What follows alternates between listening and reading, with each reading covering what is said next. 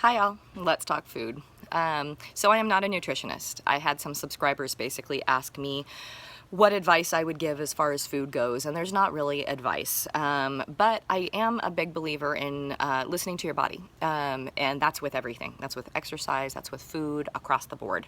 So like myself was a perfect example. I typically don't eat red meat. I was actually raised vegetarian, so meat's kind of a new world for me.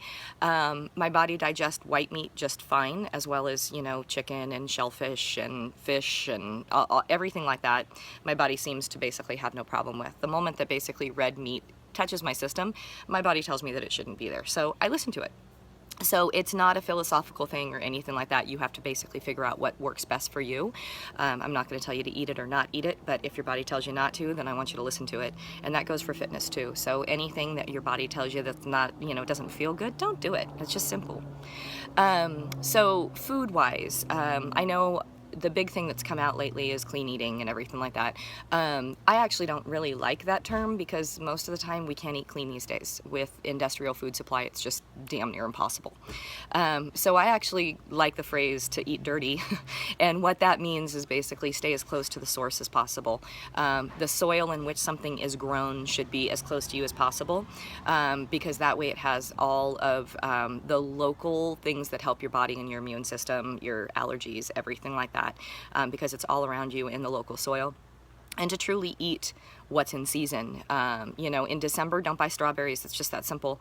And so it's kind of one of those things where I do have a garden. I live very close to a downtown area, so I'm on a city lot. So I took half of my lot and I turned it into a garden.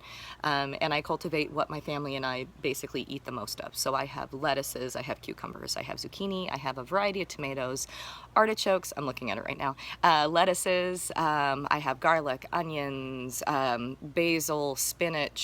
I use a lot of mint, so that I grow that as well, and then I have a couple of apple trees, green beans, things like that. So anything that basically I use a lot of, I try to keep right here in my front yard. Otherwise, I'm also a big believer in local markets, farmers markets, and things like that.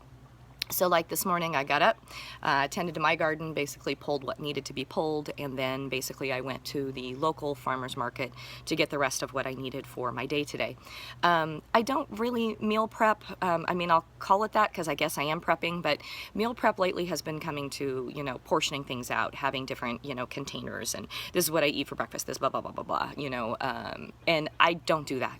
I do prepare my food for the week, but I do it in a little bit different manner. Like today, I'm going to, for dinner this evening, we're going to do prawns and roasted vegetables with a salad. With the roasted vegetables, I'll make about 5 times as many as I need to, because then I'll have them throughout the week, and I can have them both warm as well as cold on the side of things and things like that.